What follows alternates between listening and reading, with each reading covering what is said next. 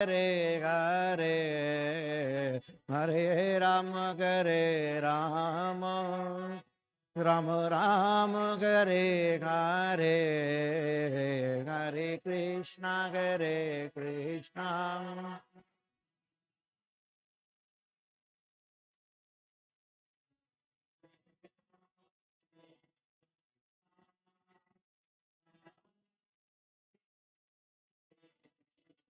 Oh, Hare Krishna, Krishna Krishna, Hare Hare, Hare Ram, Ram Ram, Hare Hare.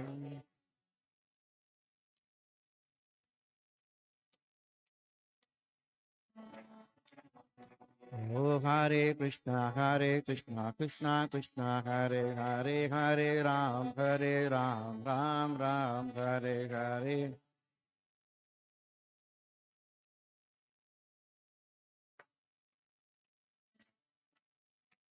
Oh, Hare Krishna, Krishna Krishna, Hare Hare, Hare Ram, Ram Ram, Hare Hare.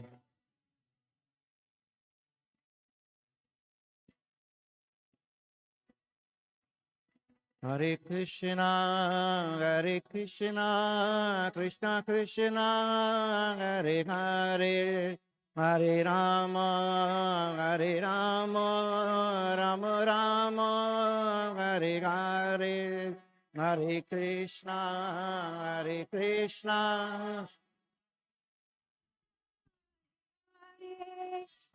Rama,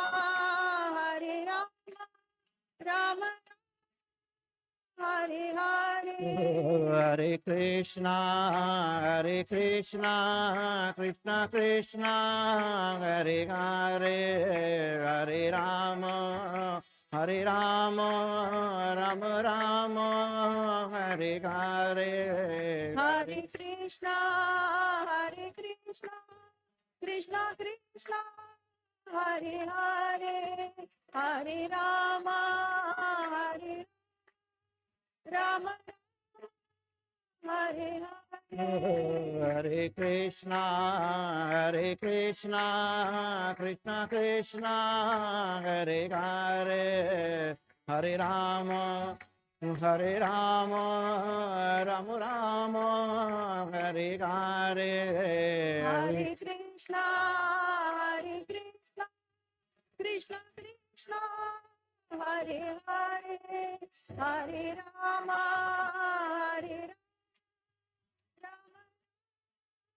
Hare Hare. Hare Krishna,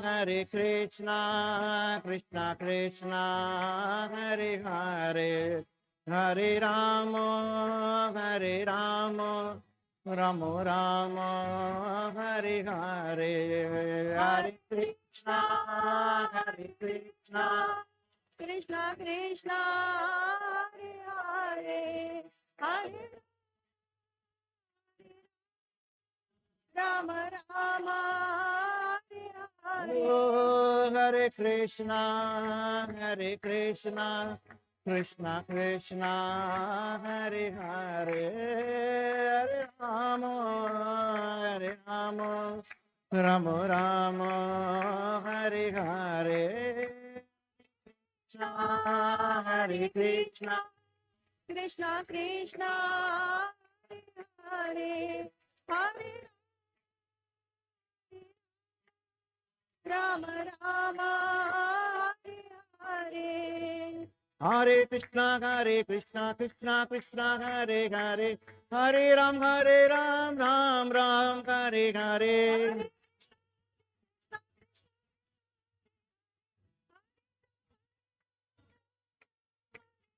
Hare Krishna, Krishna Krishna, Hare Hare, Hare Ram, Ram Ram, Hare Hare.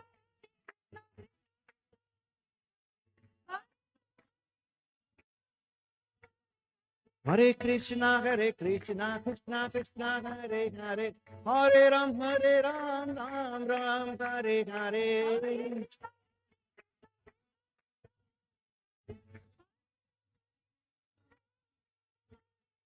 Hare Krishna, Krishna Krishna, Hare Hare, Hare Ram, Ram Ram, Hare Hare.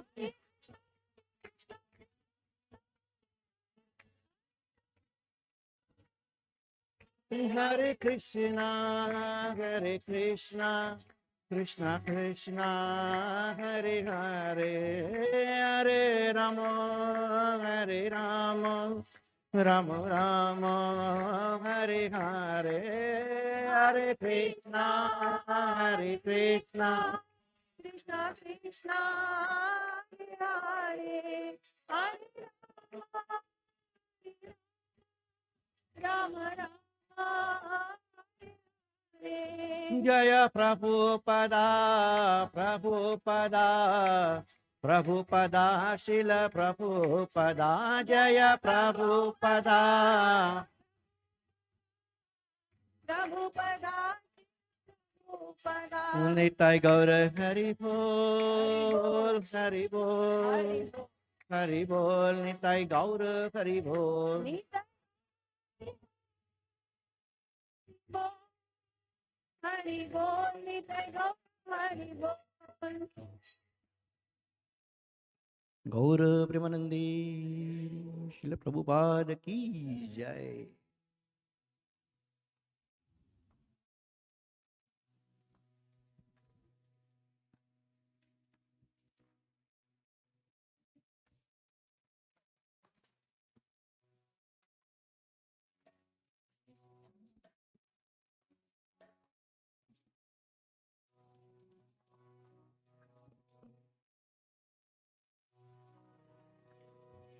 Hare Krishna, Krishna Krishna, Hare Hare, Hare Rama, Hare Rama, Rama Rama, Hare Hare, Hare Krishna Krishna Krishna Hare Hare Hare Rama Rama Rama Hare Hare Hare Krishna, Krishna Krishna, Hare Hare, Hare Rama, Hare Rama, Rama Rama, Hare Hare. Hare Krishna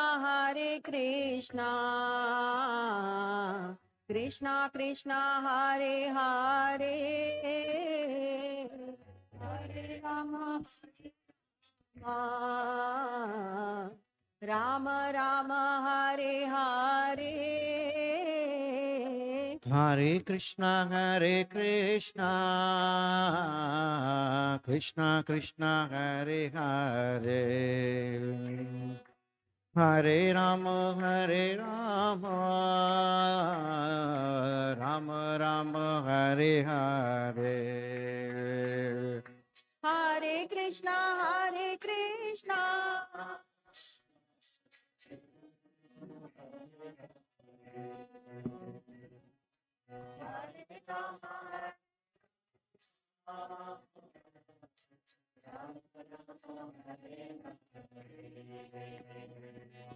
Hare Krishna Hare Krishna, Krishna Krishna, Hare Hare, Hare Rama, Rama Rama, Hare Hare, Hare.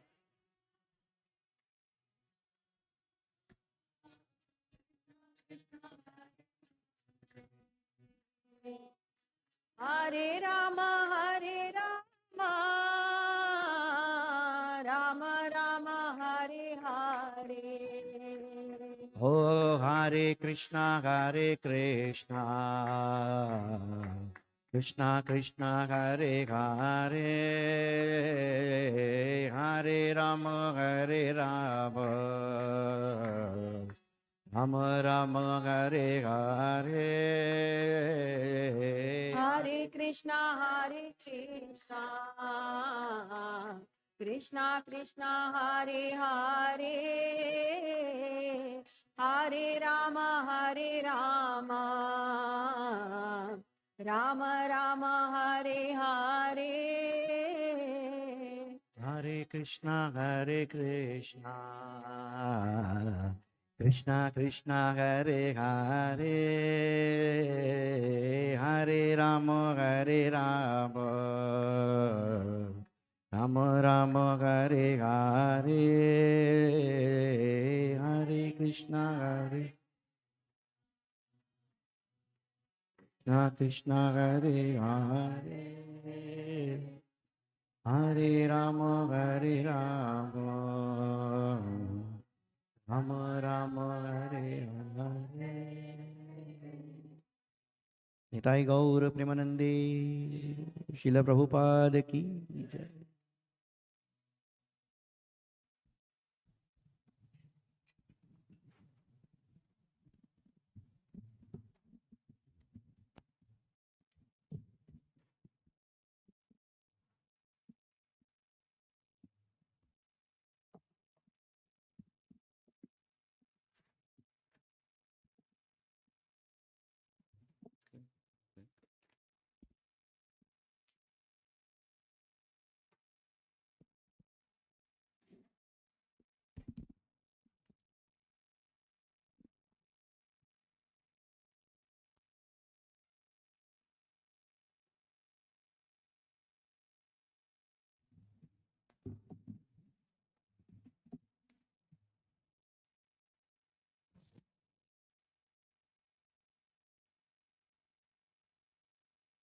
As they say in Texas, howdy.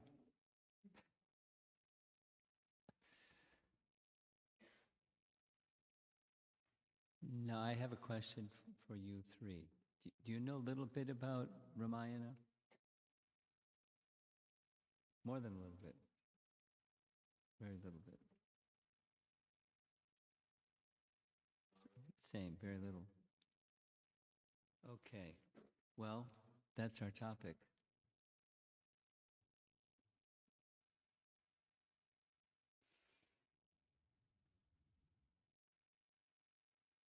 How to enter into the topic so it's not just meaningful and relatable.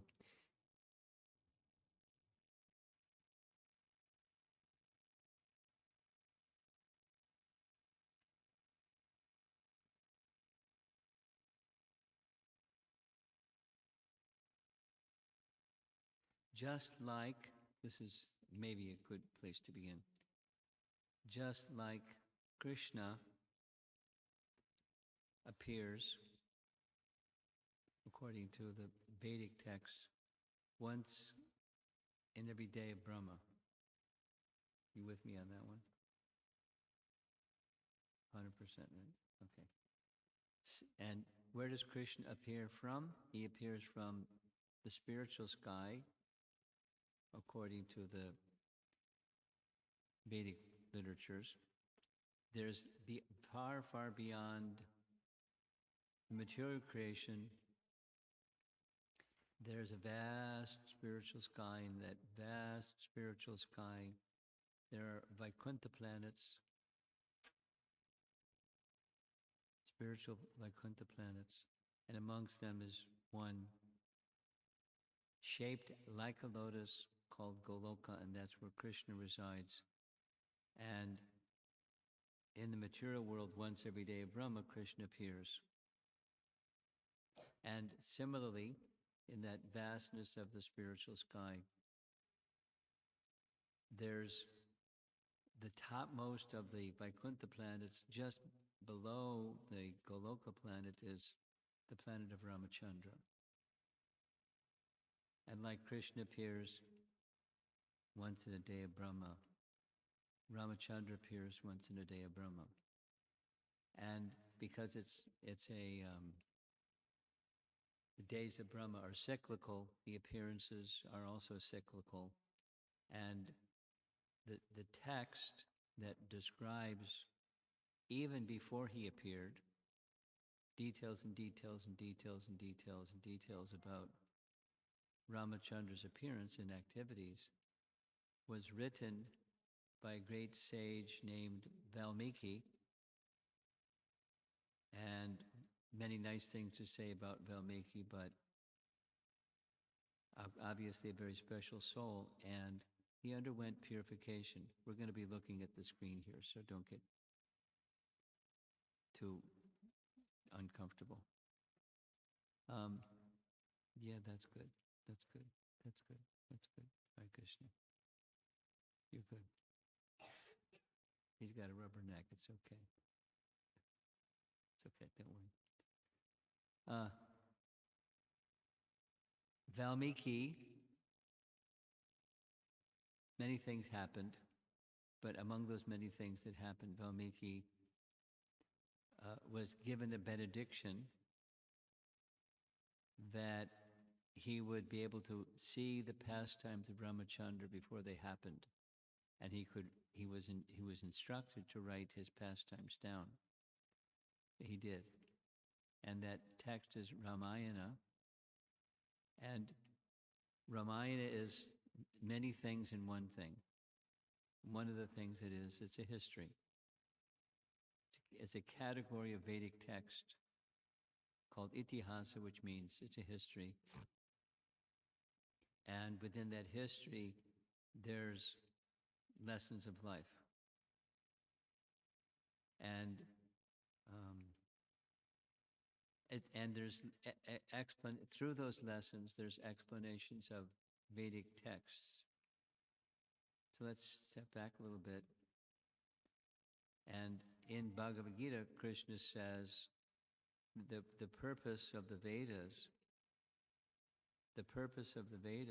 is to know him.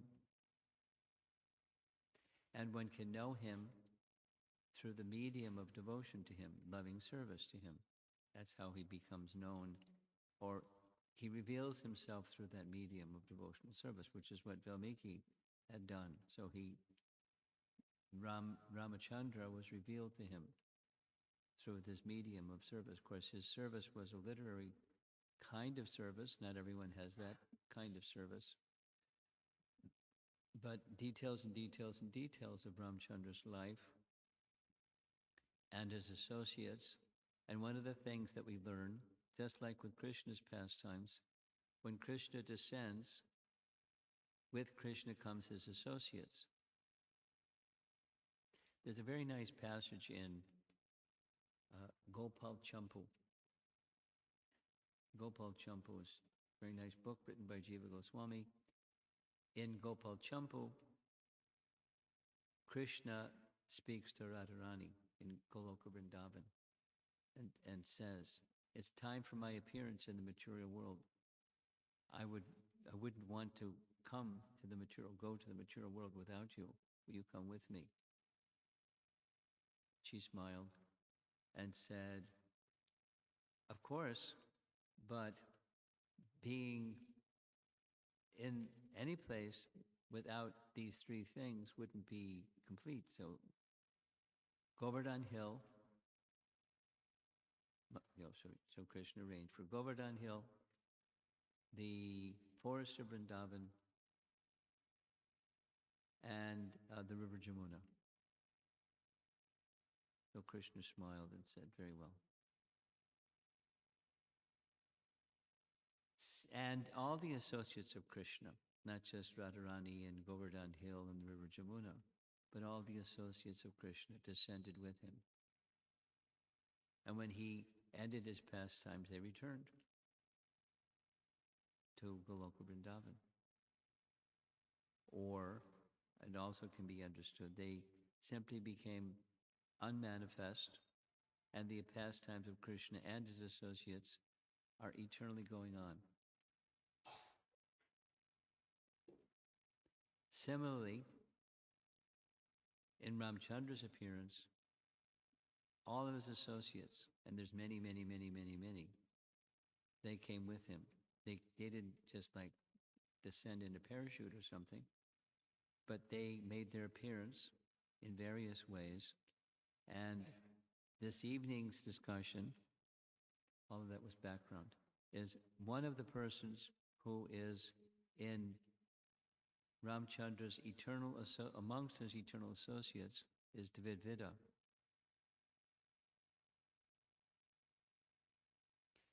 Dvidvida and Minda in Ayodhya in the spiritual world, they're eternal associates of Lord Ramachandra. And Dvidvida appeared amongst the associates of Ramachandra in this world. And he appeared as a devotee of Sugriva. Sugriva was a king, and Dvidvida and his brother Minda were ministers to the king, Sugriva. And this painting is a painting of the Vanaras, the monkey warriors, crossing this bridge from India, southern tip of India, to Lanka to deal with Ravana, because Ravana had kidnapped Sita. Sita? Sita. Okay, great. Okay. Now it's mentioned here on the screen that they're sons of the Ashwini Kumaras. And how that happened is from Ramayana. There was this wicked, super powerful demoniac personality named Ravana, and he had powers to travel all over the universe and was conquering all over the universe. He was a powerful demoniac personality. So this painting is showing the demigods praying to Lord Vishnu to descend and deal with Ravana. He's too much. And the reply from Vishnu came to Lord Brahma, and Brahma then relayed the message, Lord Vishnu will come and he'll deal with Ravana. And to assist him in his pastimes, and also to allow them to participate in his earthly or worldly pastimes, they, the demigods, should beget offspring in such a way that the offspring can assist him, Lord Vishnu, in his pastimes. And there were some conditions, and eventually, amongst the heavenly denizens, there's the Ashwini Kumaras. You see them with shaped like having as if horse heads. Their position is they're sons of Vivaswan, and amongst the demigods, they're royal physicians. Amongst the demigods, the royal physicians, the Ashwini Kumaras. And they, the Ashwini Kumaras, they became the fathers of these two brothers, Dvidvida and Minda, who later became associates of Sugriva and assistants of Lord Ramachandra in the battle against Ravana. However, some of you know from Mahabharata that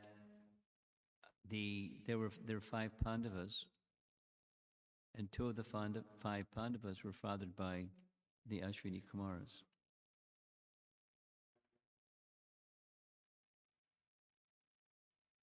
I want to stay with our 3 gentlemen over here on my left.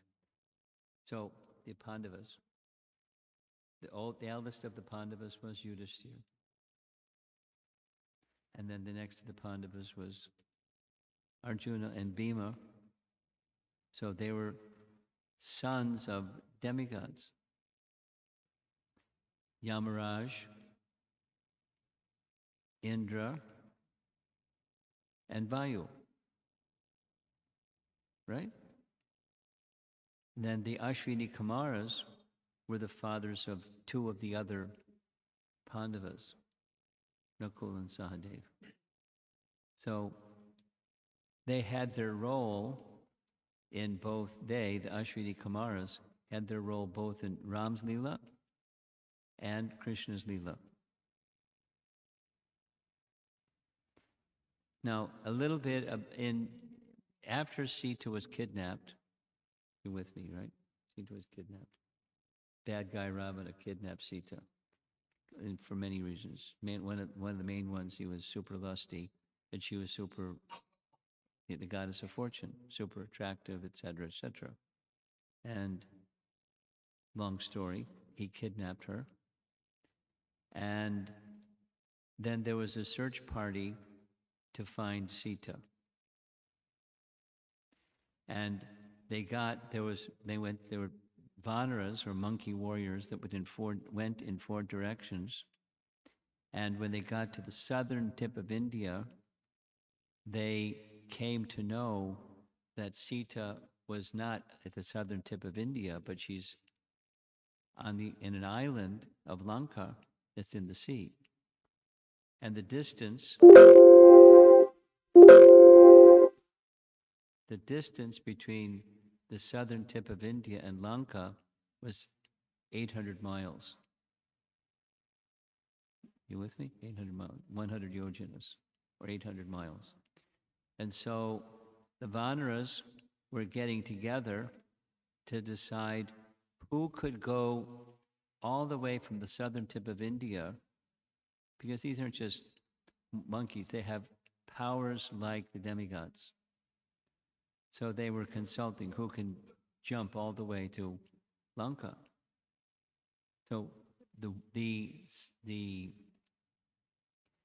their head, their chief, their captain, their commander, the person in charge was Angada. So Angada said, amongst all the Vanaras, who can jump that distance? So they were just considering how far they could jump. And one of them, Gaja, said, I can jump 80 miles. And another said, he can jump 160 miles. And so forth and so on. When it came to these two brothers, Minda said he can jump 480 miles. Not enough. Got to get up to 800.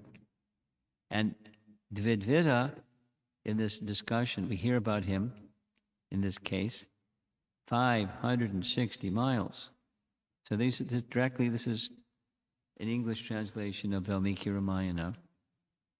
And what happened was the Vanara who could jump that distance was Hanuman. You all know Hanuman, of course. Hanuman had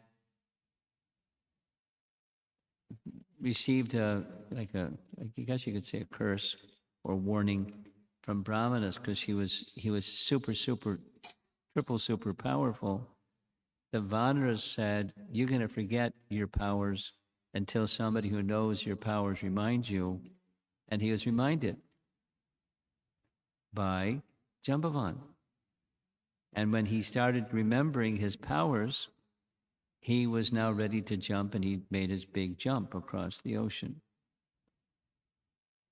and found Sita and did a few other things and came back. So now the Vanaras are ready to make their march across the sea on a bridge that's 800 miles long. That's a big bridge. Now, Dvidvita is mentioned also after Ramachandra's pastimes and Krishna's pastimes. What does that mean? It means he's one of those living entities that is a Chiranjiva. Chiran means he lives a long time. Chiranjiva. So he lived during Ramachandra's time, and he was still living during Krishna's pastimes. And we hear about his activity in Krishna's pastimes towards the end of Krishna's pastimes, chapter 67 of the 10th canto, where Balaram has it out with Dvidvida. And we're going to hear something about all of that.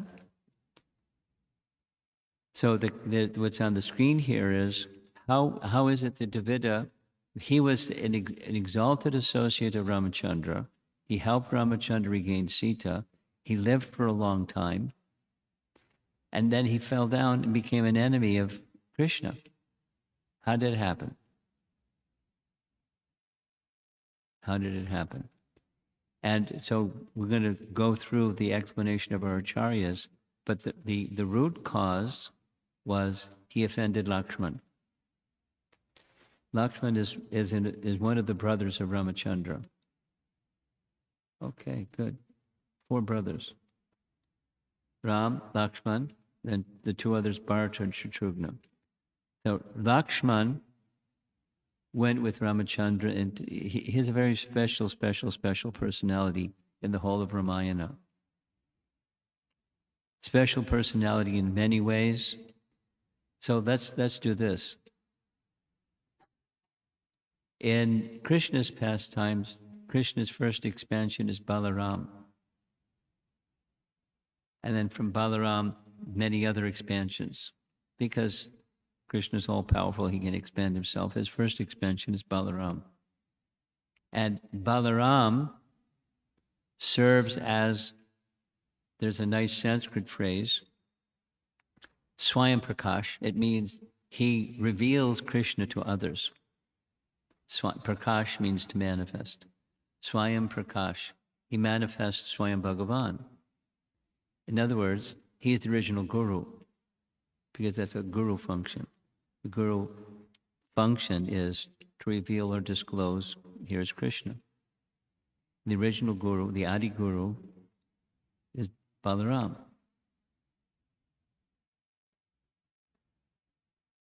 Similarly, in Ramachandra's pastimes, Lakshman is like that.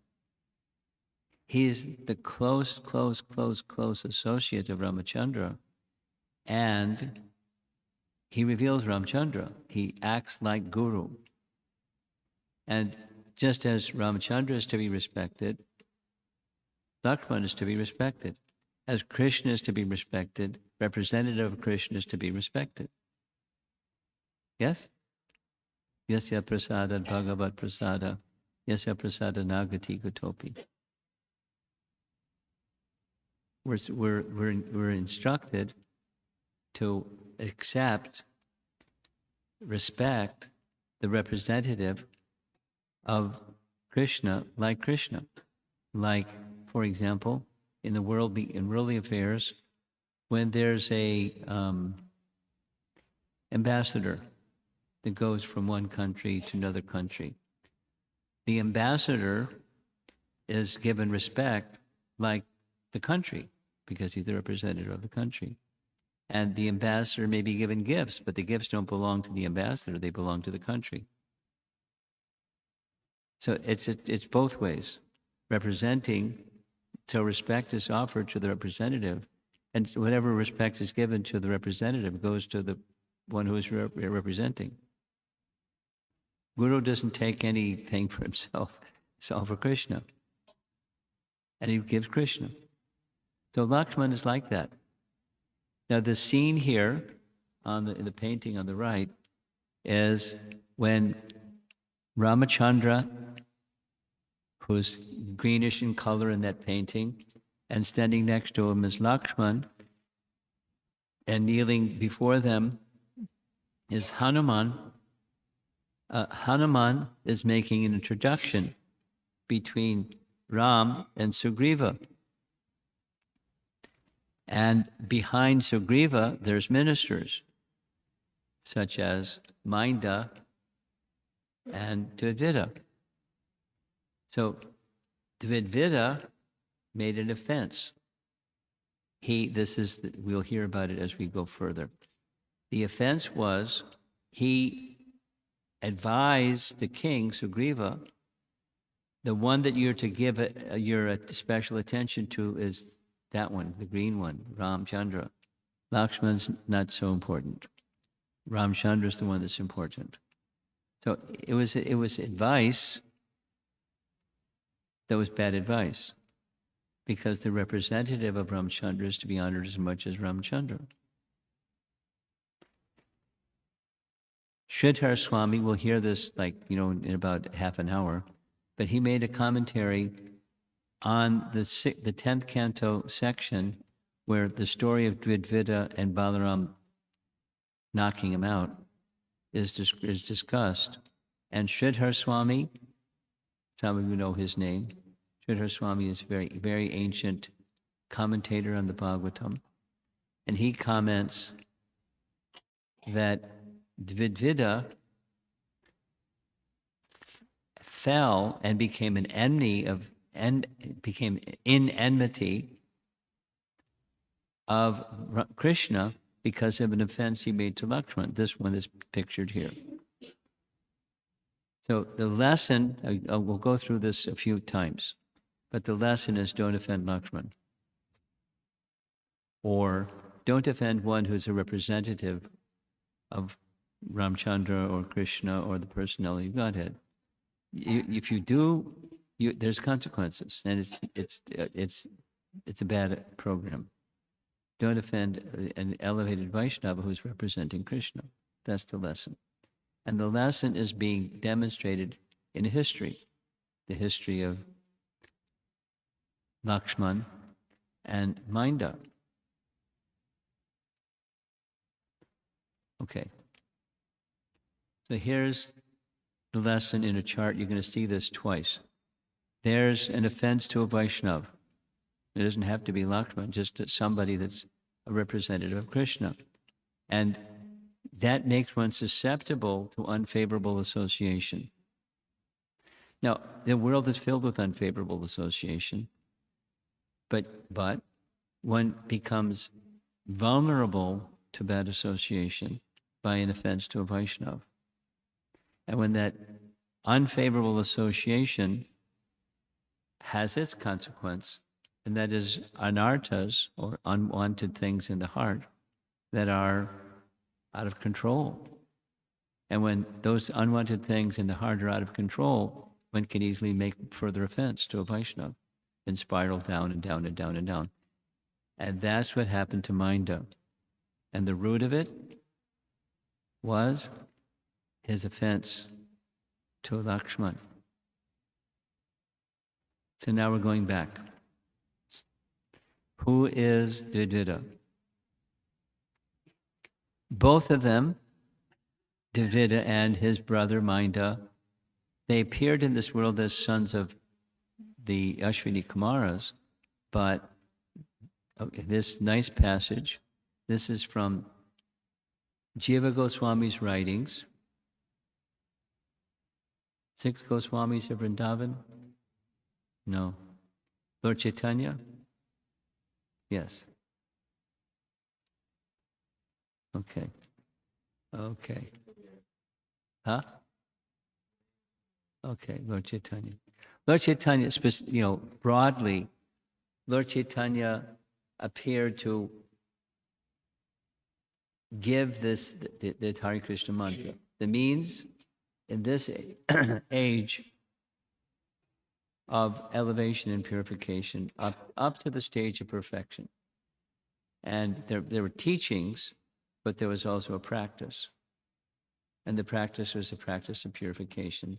The purification is the chanting. So he gave these two things. To give one thing, love of God, Krishna Prema. And that's Lord Chaitanya. And he had principal associates. Amongst those principal associates, many, there were 6 very prominent ones. He requested them to go reside in Vrindavan. Vrindavan is where Krishna performed his childhood pastimes. There's 6 of them. They're all from very, very, very, very elevated backgrounds. They left it all behind and became mendicants and lived a life of devotion to Krishna and wrote books about devotion to Krishna and about Krishna's pastimes. One of those 6 was like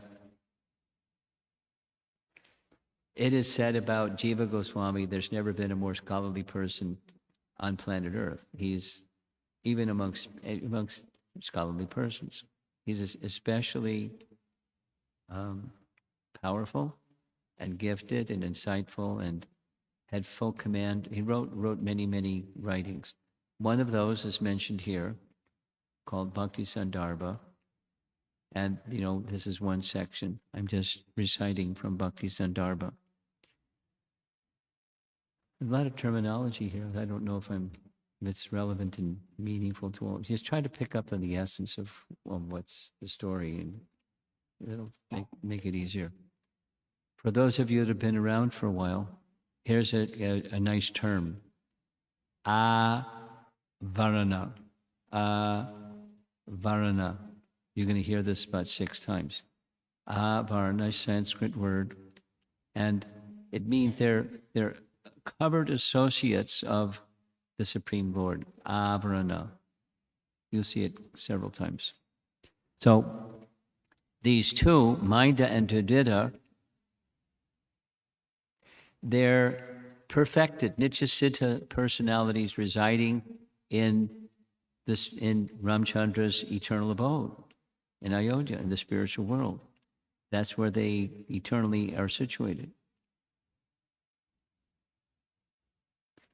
And then there are others, jivas, who are endowed with some of the potency or shakti of Ramchandra's eternal associates, like Maida and Dvidita.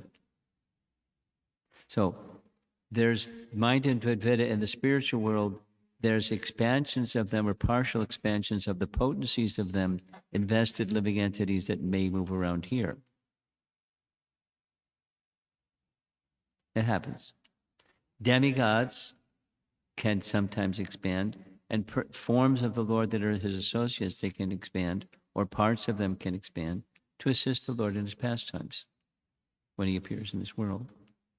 So that's what Maida and Dvidita. Just one more time. They're eternal associates in the spiritual world. Partial expansions of them manifest when Ramchandra appeared and assist him in his pastimes with the same name.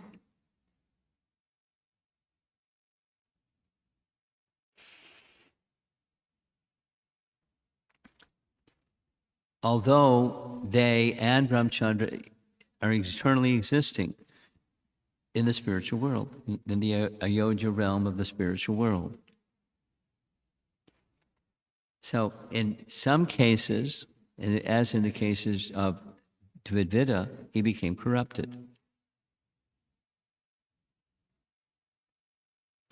Maida became corrupted, of the two brothers, by his association with Vali, who hated a devotee who happened to be his brother. Vali had like a tiff with his brother, and there was like bad blood between them. They were, he did bad things. Vali did bad things, and Maida became corrupted by Vali's association. And then later, Dvidita became corrupted by the association with Narakasura.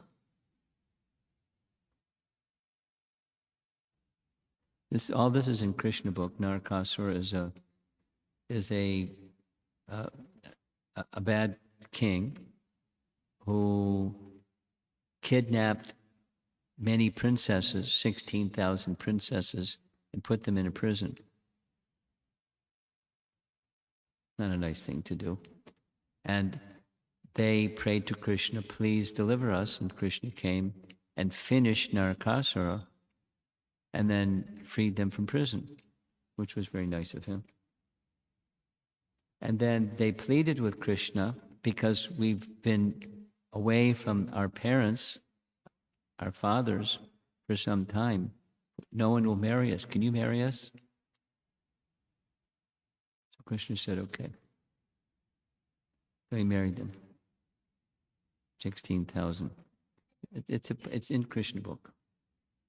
And not only he married them, But he built a palace for each one of them, and he expanded himself into 16,100 Krishnas to be with him. Most people can't do things like that. But he's Krishna, so he can do things like that. He had many queens in Dwarka. So they were princesses that had been kidnapped by Narakasura, and to Advaita, who we're speaking about, we'll hear some more about Narakasura. By the way, some of you know that tomorrow's Diwali, right? One of the events on Diwali was Krishna freed the 16,000 princesses. Yay. On Diwali day. Actually, it happened today, the day before Diwali. And then there was a big festival, including tomorrow. Anyway, Diwali day itself. So Narakasura had become an asura, or a bad person, a demon, and through the association of Narakasura, the Advaita became corrupted. Now, there's lots of bad association in this world, but something that makes you susceptible to bad association is making offense. Say it the other way. Supposing you don't make offense, you can be protected by bhakti from anything. It doesn't mean you become casual, but you can be protected by bhakti. But if you make offense, the protection is taken away. You can become susceptible. That's the lesson. The heading for the first slide, lessons. Avoid offenses, especially Lakshmana. Don't mess with Lakshmana. So this is now from Bhakti Sandarbha. This occurs because the Lord's appearance with his devotees is mixed with elements of the material world. Or jivas, that's little souls that may have some power, but they're also with material bodies, and especially if you make offense, then the protection for you is taken away. Now, if I had, anyway, well, here we are. If I had known you three would be here, I would be speaking on a different topic. So my apologies. But anyway, here we are. Here's another very nice reference. This is Laghu Bhagavatamrita, is a book, going back to the 6 Goswamis of Vrindavan. Lord Chaitanya, and he sent 6 very elevated persons to go to Vrindavan, live as mendicants, immerse themselves in Krishna Bhakti, and write books on Krishna Bhakti. So one of those 6, the leader actually of the 6, was Rupa Goswami. He's a very important personality in our line of spiritual teachings. He's the most elevated spiritual teacher. So one of his books was this one. Laghu Bhagavatamrita, for those of you that may not know what it is, it's a book that's describing avatars. Now, people all over the world, when they visit China, they know what Avatar is. It's a movie.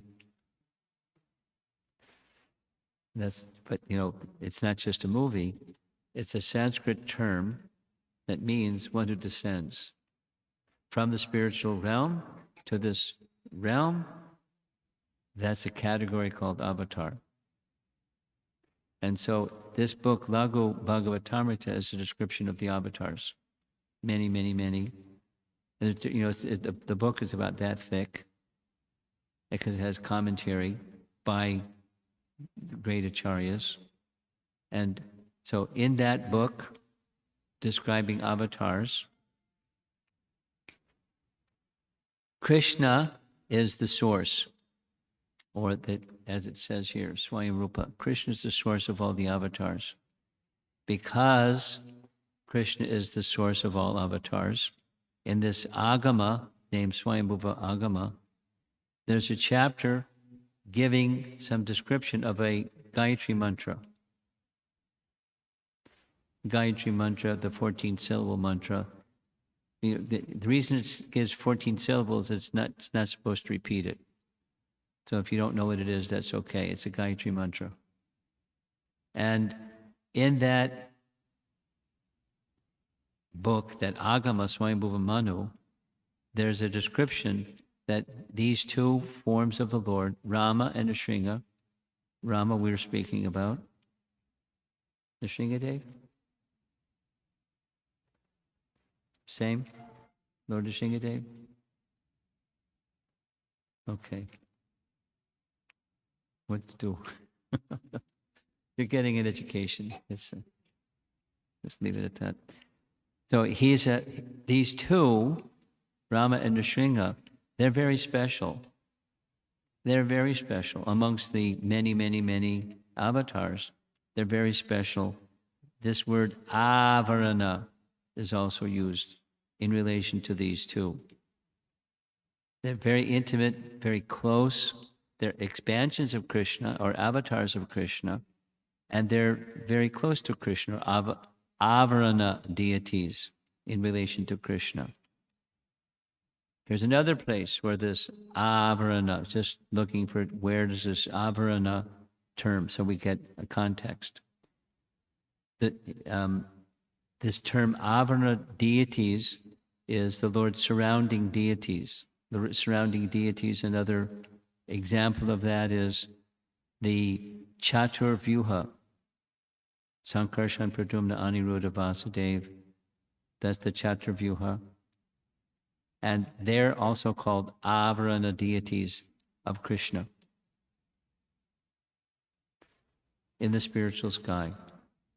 All of this, what's on the screen here, is just so that you get an idea of who is Mainda and Dvidvida, because they have a very special place in the spiritual world. And their expansions of them appeared in this material world for Ramchandra's pastimes. However, although their origin is exalted, they became corrupted. They became corrupted by offense. Here's a commentary by another Acharya, Vishwanath Chakravarti Thakur. Partial expansions of both Dvidvida and Mainda participate in Lord Ram's earthly Leela, with the Lord's explicit purpose of teaching us the consequence of offense to a dear devotee of the Lord. So, stepping back, what's our topic? Lessons. What's the lesson? Don't make offense. Don't mess with Lakshmana. Because if you make offense to not just Lakshmana, to a Vaishnava, there's consequences. And the consequences are you become susceptible to contamination. You get a reaction for that offense to a Vaishnava. And then bad association makes you more bad or worse. It spirals. So beware of Vaishnava aparad. Specifically, what Vishwanath is saying is Lord Ramachandra wanted to show us through the medium of these two, Mainda and Dvidvida, the consequence of offense. During the battle, so you saw towards the beginning, there was a nice painting of the Vanas crossing the bridge, going to Lanka. And during the battle against Ravana's army, there's many, many, many times Dvidvida's name is mentioned. Many times. Ravana and one of his main generals, they tried in battle to kill Dvidvida. They couldn't. He's very powerful. However, in Canto 10, Chapter 67, we find after Ramchandra's pastimes, we'll hear shortly, when Ramchandra left this world, he left some instruction that Hanuman should stay behind. You know that, right? and just sing his glories. But he also instructed 3 others, Minda and Dvita, to stay, and Jambavan to stay. As Jambavan stayed, Jambavan was also part of Krishna's pastimes. And Minda and Dvita were also part of Krishna's pastimes. But one of them, namely Dvita, became corrupted. The source of that corruption is offense against Lakshman. And after that, he had bad association of Narakasura. And he became corrupted. Bad news. So here's commentary on this story about Dvita. This is Jiva Goswami, one of the 6 Goswami persons. Very prolific, very learned, very amazing writer. Though Dvita's associated with Sugriva, that was one of Ramchandra's dearmost friends and associates, the cause of his present foolishness was his friendship with Naraka. As a result, he became extremely evil-minded. He wasn't, but through bad association he became. The cause of this bad association was his pride in his strength, by which he did not respect Lakshmana. Now, going way back when they were first introduced, Dvita advised Sugriva, don't pay so much attention to Lakshman, pay attention to Ram.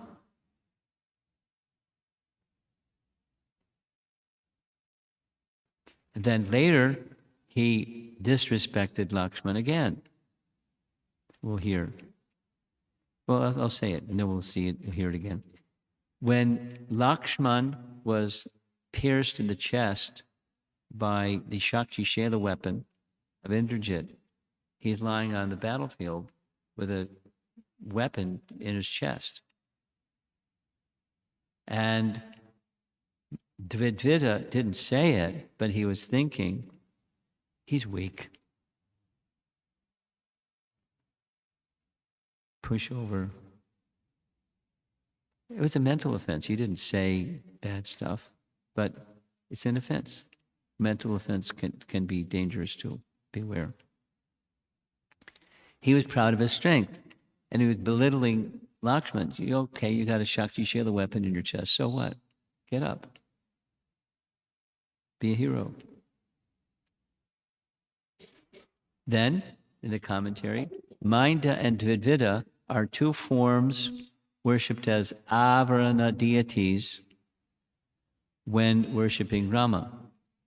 So they're of the spiritual world originally, and so Jiva Goswami is remarking, they are situated in Vaikuntha. The Minda and Dvita mentioned in this verse are persons endowed with their Shakti. Clear? I hope. So here's a little context. Here's some more stories. It's story time. There you see Lord Shiva dancing on a mountaintop, Mount Kailash. And there you see his devotee who is playing drums because he has 1,000 arms. He was given his benediction by Lord Shiva because he was really good musician to accompany Lord Shiva's dancing. So here's a description from chapter 62 of Canto 10, where we hear about Banasura.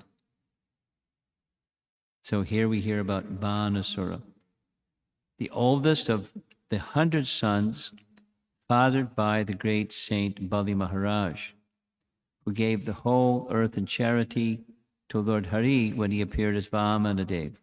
Banasura, this is the eldest of Bali's sons, born from Bali's semen, became a great devotee of Lord Shiva.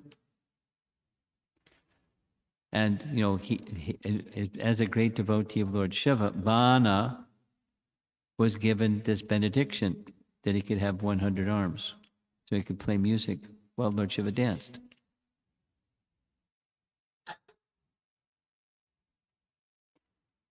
And chapter 62 is a nice chapter.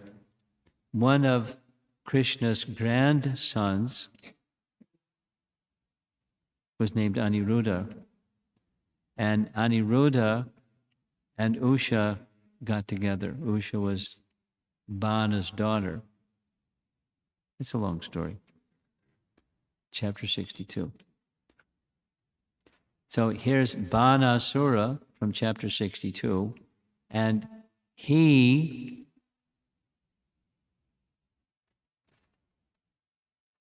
corrupted Narakasura. You heard his Narakasura's name. The bad association, then Narakasura became corrupted by Banasura. And then Narakasura's association corrupted Dvita. A rotten apple spoils the barrel. You've heard that one.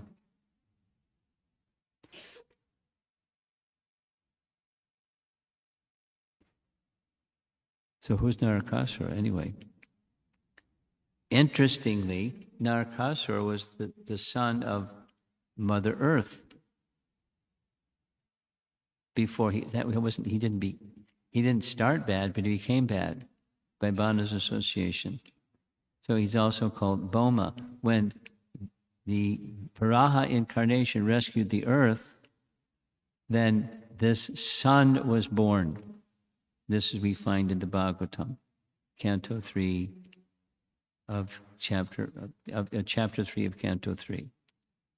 So he, Narakasura, Naraka, or the son of Mother Earth and Lord Vamana, Lord Varaha, excuse me. So he wasn't bad, but he became bad by Bandasura's association. Naraka became corrupted through association with Bana. And Prabhupada writes, birth is not always the criterion of goodness unless and until one is trained in the culture of good association, one cannot become good. So Naraka became bad through Banasura's association. And here's Banasura pictured on the right side with his 1,000 arms. And he's doing a big battle with Krishna. Not nice. And there's many other personalities shown in this painting. This group against that group. On the far left, we see Lord Shiva, because he was hit with a yawning weapon, because they didn't want to harm Lord Shiva, so he just was hit with a yawning weapon. And all these other personalities floating around. Bana, so what did Krishna do? Krishna, with his Sudarshan chakra, he chopped off all but 4 of Banasura's 1,000 arms. Lord Shiva then came and pleaded on his behalf, please spare his life. Krishna said, yes. In fact, he'll live a long, long, long life, and he'll be your dear devotee. But his pride was curbed.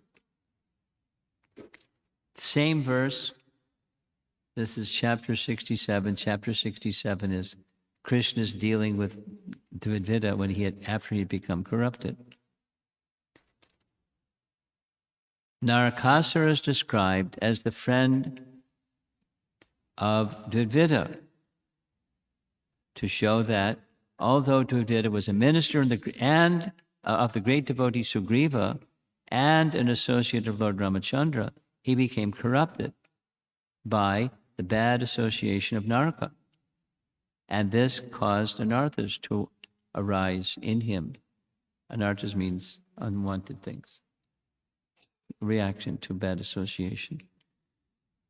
This bad association was the reaction of offense Dvita had committed when he disrespected Lakshman due to being proud of his strength. Here's the picture, the painting. Lakshman was hit in the chest with the Shakti Shela weapon of Indrajit, and he's, unconscious.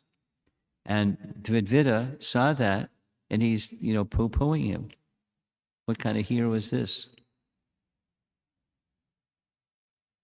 And the painting, Hanuman is shown because he was requested to get some healing herbs from a mountain some distance away. So he couldn't figure out which were the herbs, so he brought the mountain. While this is going on, Dudvida, in his mind, he became offensive to Lakshman, thinking him weak. Moreover, he was envious.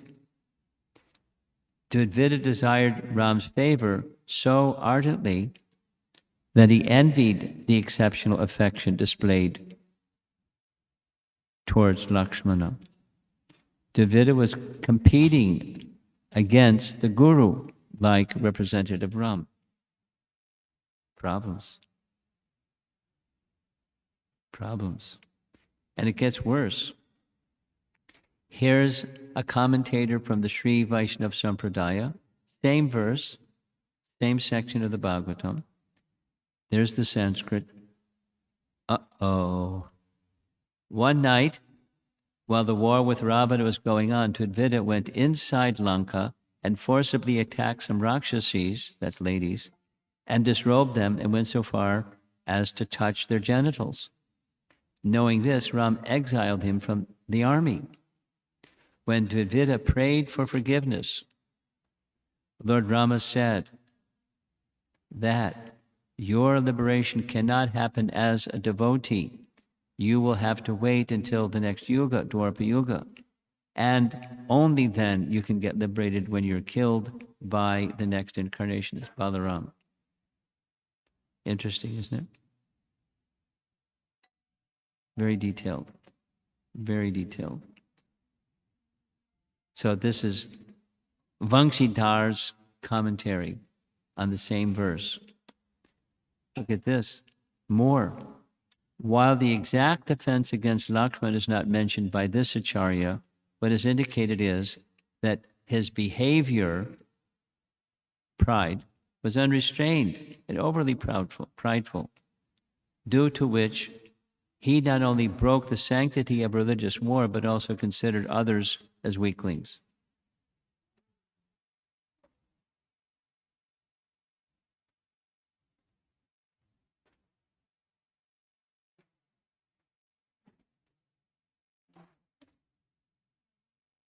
Welcome, everybody. Let's do a little 30,000 feet overview of what we're doing here. The topic, the theme is lessons from Ramayana. And we're getting a lesson from Ramayana in the form of Dudvida, who we've been hearing he is one of the eternal associates of Ramachandra in the spiritual sky. This is review for you guys so you can remember what's going on. So many names. He is an eternal associate in Vaikuntha, in the spiritual realm, in Ayodhya with Ramachandra.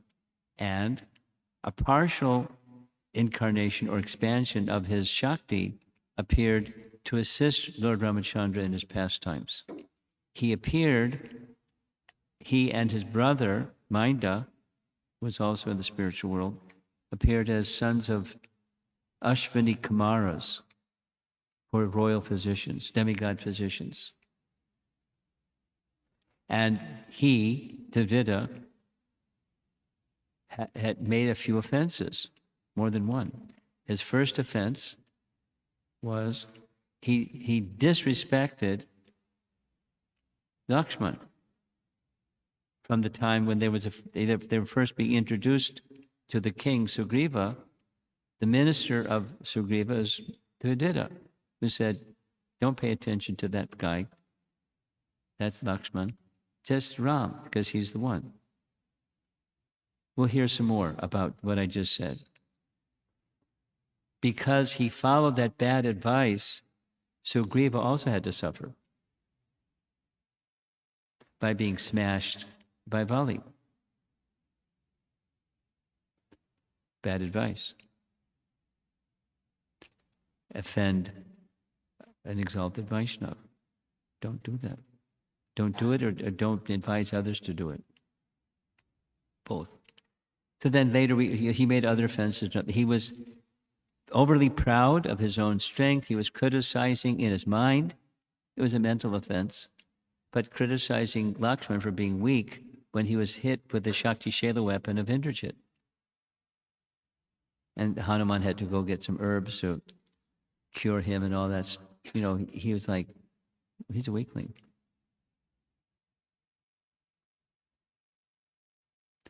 And he also was so proud of his strength that he violated the laws of the conduct of a Kshatriya. Ram expelled him because of his misconduct. Okay, here's Sridhar Swami. I mentioned his name before. There's a little drawing up in the upper left corner. That's Sridhar Swami. He's the celebrated commentator on Srimad Bhagavatam, long before the Goswamis of Vrindavan started writing their commentaries. Long, long, long ago. So first, he speaks of offense, because this is the lesson. When Sugriva was going to offer his hospitality to Sri Ram and Lakshman, a Vanara by the name Dvidvida, one of his ministers, gave wrong advice to Sugriva not to worry about paying any respect or importance to Lakshman, just focus on Ram. Instead of upacharam, or offering respects to Lakshman, he committed apacharam, an offense. Therefore, Dravida became the friend of hellish planets, meaning he was fit to enter hell to be punished. Bhagavata apacharam, by offending a Vaishnava.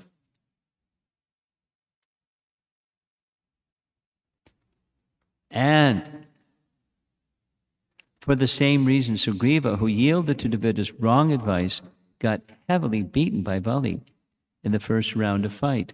Because he was only concerned about Ram, he did not care about the blessings of Lakshman, Ram's devotee. He had to go through this. When he ran and came back to Ram, then Ram asked Lakshman to garland Sugriva so that Ram can differentiate between Vali and Sugriva. But the truth is, Ram wanted Lakshman to bless Sugriva and for Sugriva to realize his mistake. Clear? Have you ever wondered about that? I have like a zillion times wondered. What's that? Because the garland was a garland of just vines. And when two wrestlers are wrestling, the vines are going to get ripped. It's gone. So what was that all about?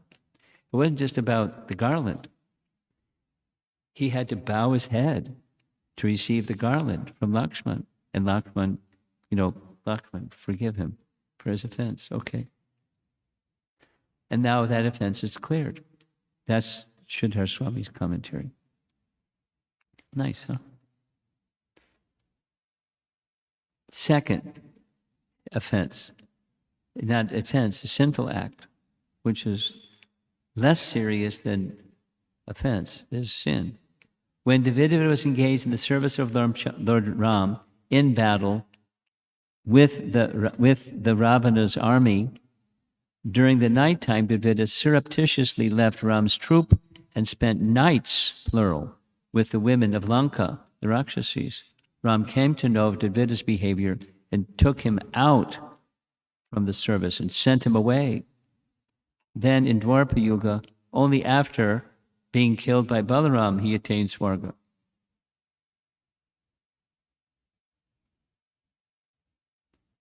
More. Same verse.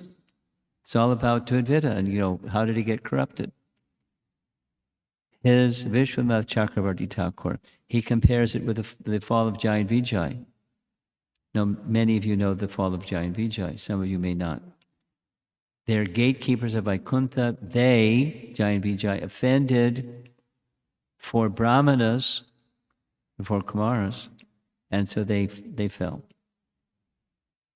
That's the similarity.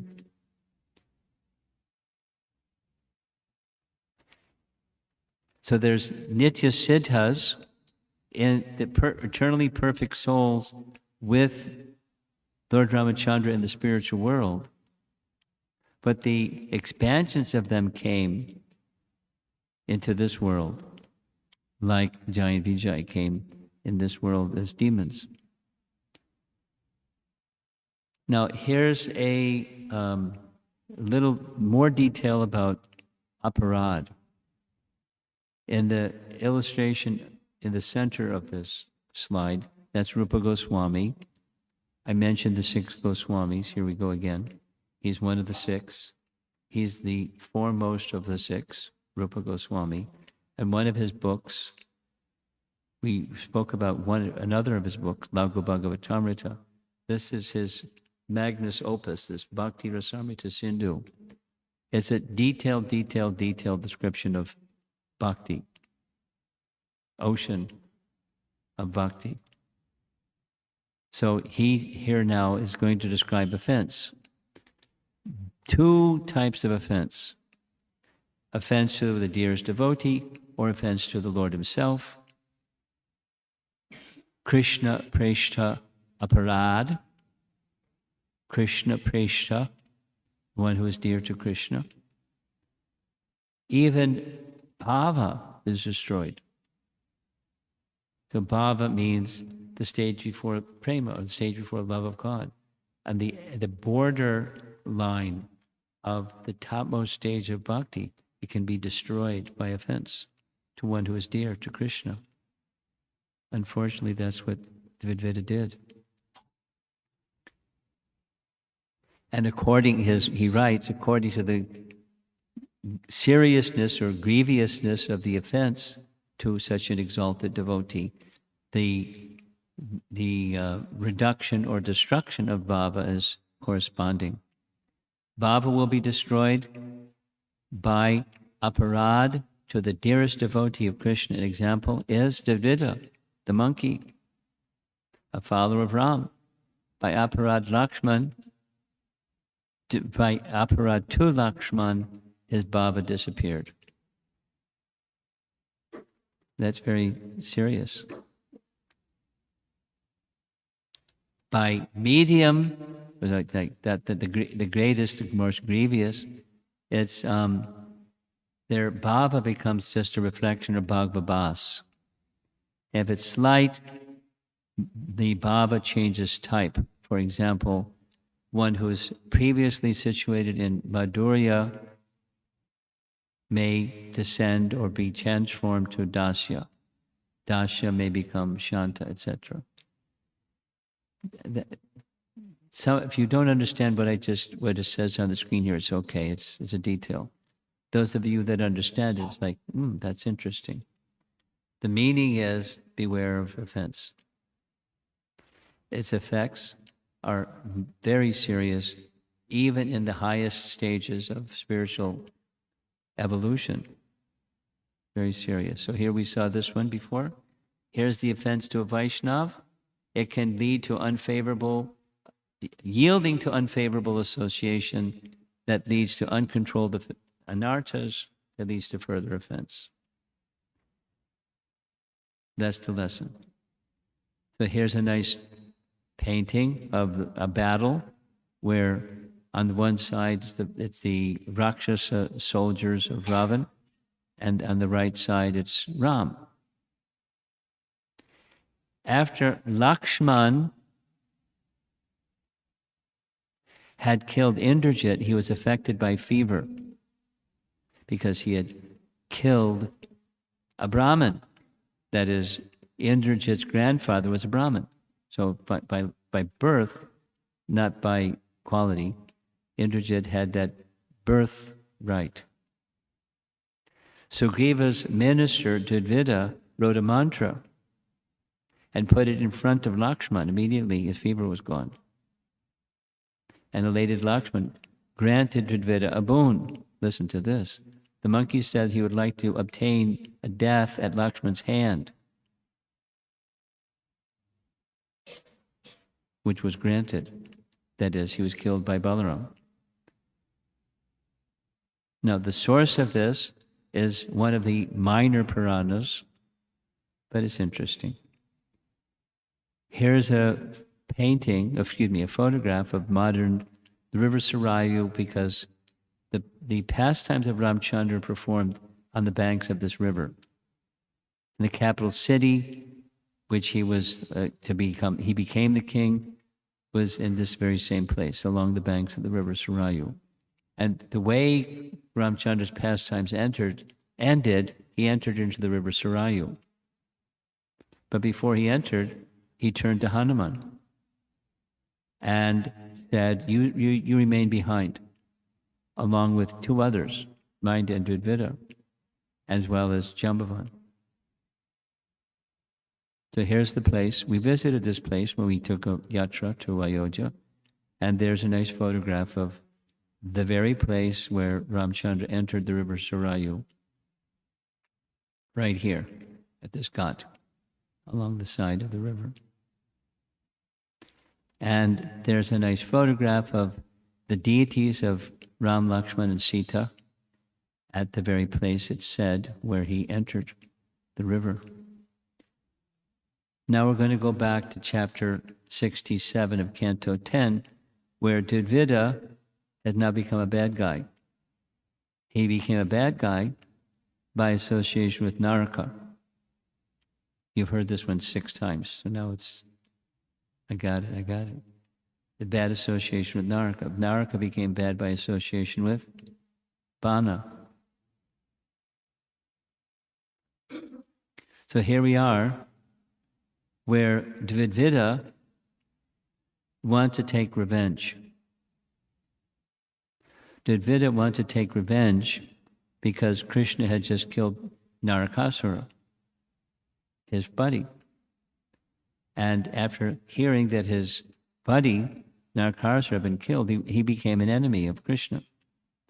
And so he's going, this slide says, he went to areas surrounding Dwarka and made a mess of everything. Burning cities, villages, cowherd dwellings, ravaging, smashing, burning.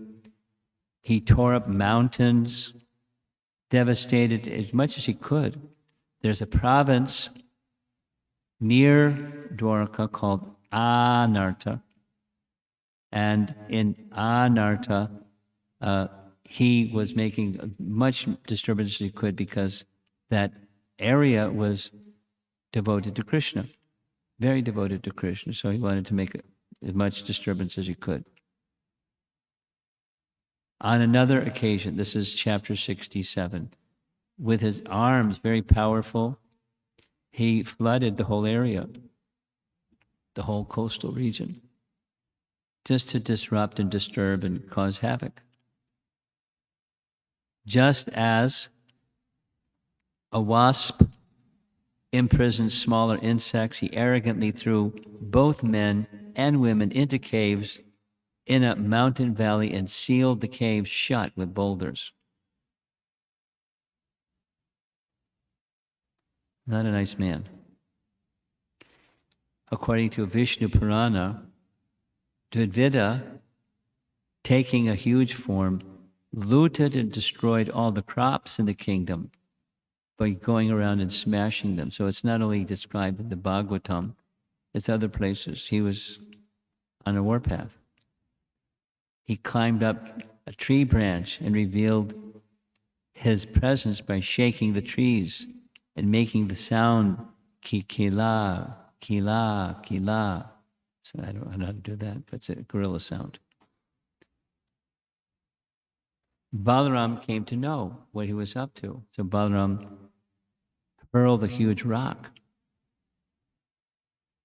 And he didn't use, specifically commentary says he didn't use his club because he previously had been a devotee. So he didn't want to club him, but he threw a rock at him. But the ape dodged the rock. They had a big battle.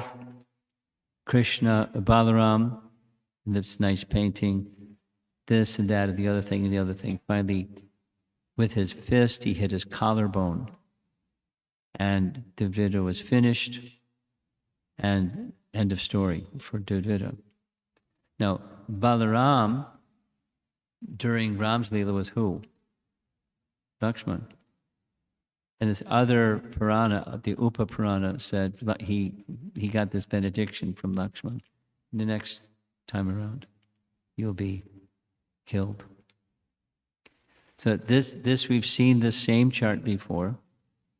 There's Banasura, who is the eldest son of Bali, and he, by his association, he corrupted Narakasura.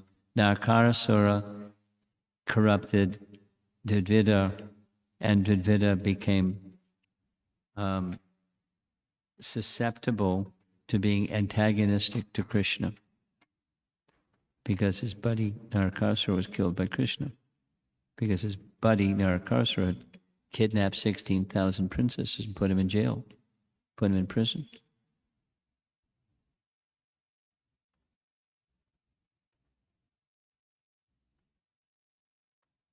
Here's just some added detail. I added this. It's not the essence of lessons from Ramayana, but here's some genealogy. The original firstborn living being was Lord Brahma, and Brahma, directly from his own body, without the assistance of a wife, he had some sons.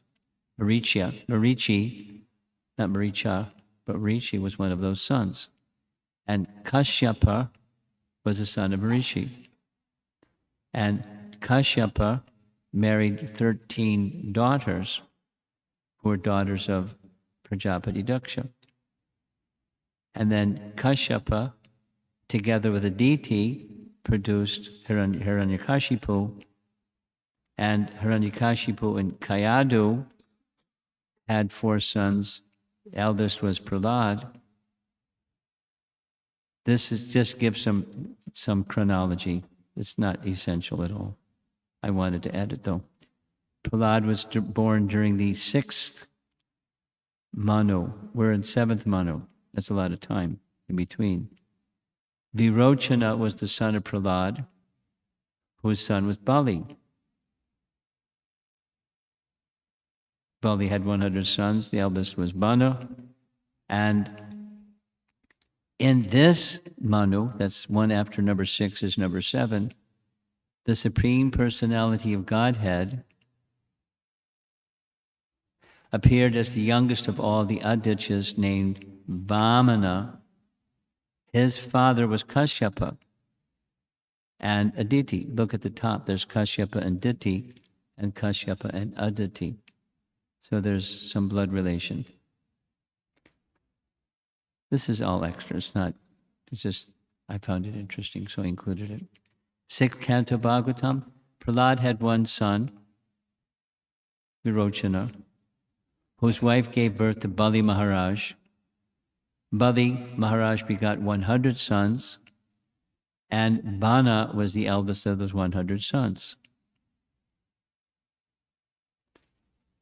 8th Canto, Chapter 10. There was this battle between the demons and demigods, and the sun god fought with the 100 sons of Maharaj Bali, headed by Bana. 5th Canto. This is the last slide, by the way.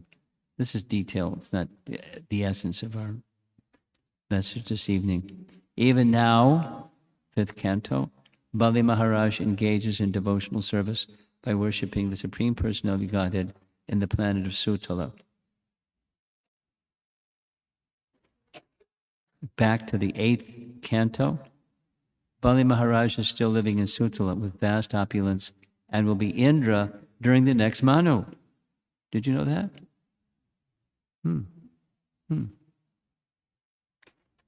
Commentary.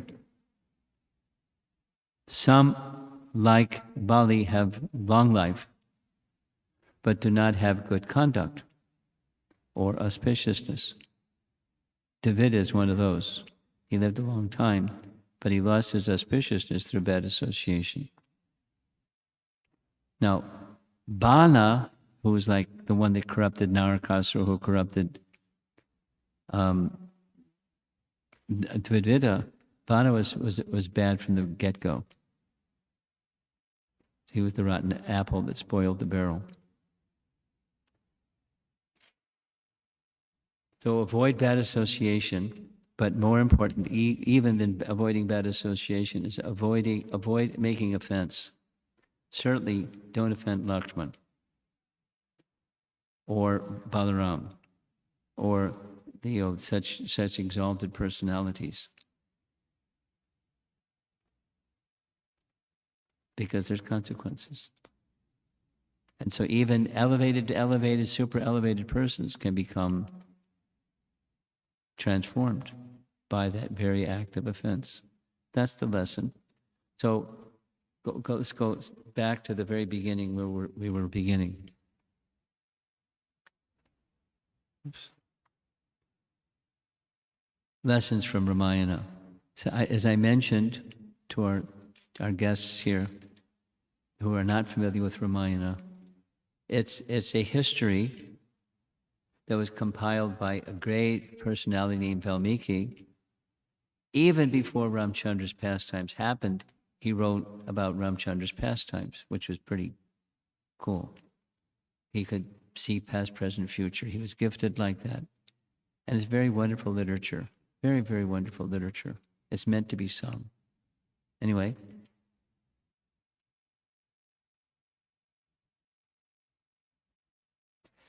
Within Ramayana, there's histories, and embedded within those histories is lessons of life.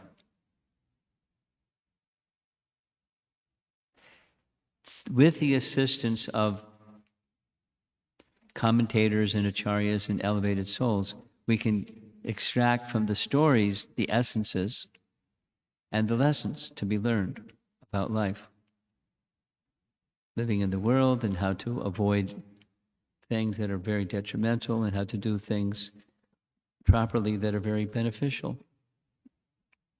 So there's this lessons of life picture of Ramayana. There's so many things to say. I'll say one of those so many things. It is said about Ramachandra that amongst the avatars or forms of the Lord that appear in this world, that's the meaning of avatar, forms of the Lord that appear in this world, he has one very special quality, Maryada Purushottama. Maryada Purushottama means he always lives by the codes of conduct for an ideal person. He never deviates from the codes of conduct of an ideal person. So if you want to follow the path of an ideal person, follow the path of Ramachandra. And embedded in Ramayana are lessons and lessons and lessons and lessons of ideal character, ideal conduct, ideal speech, ideal sensitivities to others, and being strong when you need to be strong, and all kinds of ideal character examples, and his principal associates. So one of these lessons is don't make offense. And Dudita is a lesson imparting person of the consequence.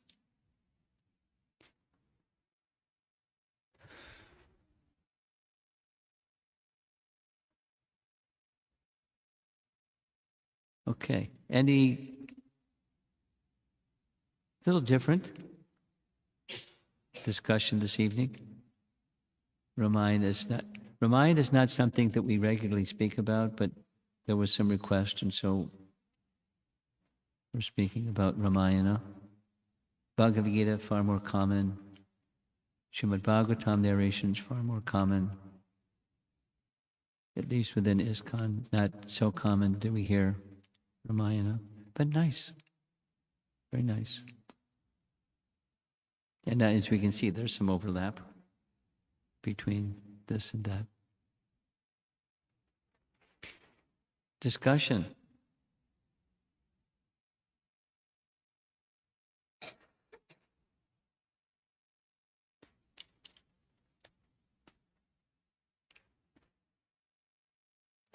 Yes. Oh, there you are. Hare Krishna. Hare Krishna. So during the class when you were reciting Srila Jiva Goswami, the term avaranya. I've never heard that before. And when I was looking at the diagram of offenses that basically get fed by bad behavior and bad association, when Srila Jiva Goswami used that term for those associates, the jivas that had the Shakti of Mainda and Dvita, it was stated that because the Lord's pastimes, when he comes to the material world, have material characteristics within them based on those jivas who have that Shakti, and then not because of the Shakti, in spite of the Shakti, by having a material body, we're in material contact. Right. That's the challenge. That's the challenge, because even though these jivas have the Shakti of these Nityasiddha jivas, their bodies are still composed of the three modes of material nature, and that's it. That's it.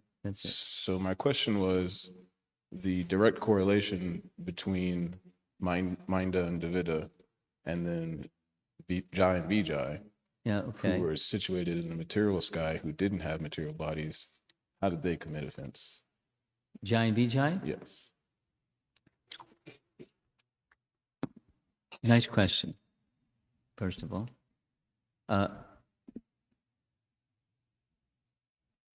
The offense was there were 4 Kumaras. Kumara is a word that means little boy. There were 4 of them, little boys. In fact, they were naked little boys. They were like, perfectly realized, powerful, so they could travel anywhere in the material universe up to the gates of the spiritual world. They had powers, and they had knowledge. So they were like little boys wanting to go inside Vaikuntha. And the 2 gatekeepers, Jai and Vijay, said, "Sorry, Charlie. No naked children allowed here." They didn't say that, but you have to have qualification to enter the spiritual world. And they were spiritually qualified. And so they said to the 2 gatekeepers, the offense was they checked them for entering, saying, "You don't have the credential, you don't have the qualification." Said, you don't understand, you have the wrong service. You're supposed to be able to see people that have and don't have. That's why you're here at the gate. And you're offending us? Tell you what, you should leave this place and go to the material world. That's where you belong. It's like, a little feisty. So the specific was they checked the passage of the 4 Kumaras from entering the gates of Vaikuntha, saying that they were not qualified when they were qualified. They had no material desire. They had no material attraction. They were pure souls. They couldn't discriminate because they didn't look like it. Or little naked boys. And here's a detail. It's a nice detail. They became even more qualified by standing at the gate of Vaikuntha because there was flowers and incense that were offered to Vishnu within Vaikuntha, and the fragrance of the flowers and incense entered their nostrils, and that spiritualized them completely. They already had no material attraction. Now they have spiritual attraction. Mercy. So the offense was, you don't belong here. You have the wrong service. That was it. Yeah. Okay. Yeah. Hare Krishna. It's How was amazing. the ride? I'm curious. How was the ride for you this evening? Was it okay? Not too bad. I'm out in the hill country, so the roads at night are a little bit more difficult to navigate than they are Okay. during the day, but Okay. not too bad. I'm only about 30 minutes or so, 40 minutes or so from here. So Okay. well worth the drive. Okay, Thank you thank you. for coming tonight for us Thank all. you for coming too. Absolutely. So, the first thing that jumped out to me was how a story so old and ancient is never more relevant than today. Yeah, yeah, yeah. And and it's funny how sometimes when I pick up material or blessed to listen to someone like you speak, it feels like it's meant specifically for me. Oh, good. Right. And so I guess when we look around today and we see learn the lesson of offense, right? And how this isn't a part of bhakti. My question is not choosing not to take offense also bhakti? Ah, So, if somebody offends me, and which is very common in today's world, right? And everybody's taught now to be offended, right? If somebody says something you don't like, be offended by it, right? And so I think it's, be intolerant. yeah, be intolerant, right? And so it does, I think, bring a new mode of compassion to our speech and yes. learning not to offend again. Yeah, But yeah. also, I guess that my main question and thought in that is it bhakti to also not take offense right Yes, from the beginning? forgive. Forgive. I mean, that's mode of goodness principle, and it's a transcendental principle. There's difference between mode of goodness forgiveness and transcendental forgiveness. However,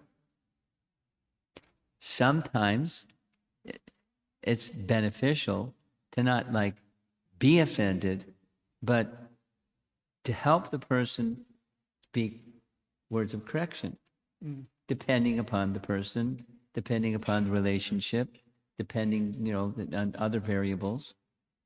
So without taking offense, one may speak strongly. Understood. As needed.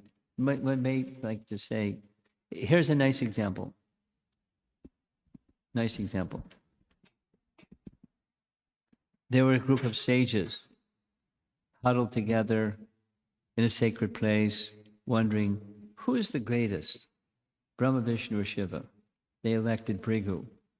You're the most elevated. You go check it out, report back to us. Sure, I'll do that. So he went to one, went to the other, went to the third. First it was a mental offense, then became a verbal offense, and then became a corporeal offense. And Brahma and Shiva took offense. Corporeal offense was Vishnu, and he, Bhrigu, kicked Vishnu in the chest. And Vishnu said, oh, my chest is so hard and your foot is so soft. I hope you didn't hurt your foot. And Bhrigu said, okay, that's it. Because not only he didn't take offense, but he was apologetic. You must have hurt your foot. I'm really sorry. So yeah, it was the perfect answer in while not being offended. Yeah. To also make him aware of the offense made. yes, yeah, exactly. You got it. You're a good listener. Now, it's not always that's what's to be done, but that may be what's to be done. It depends. It depends on the relationship.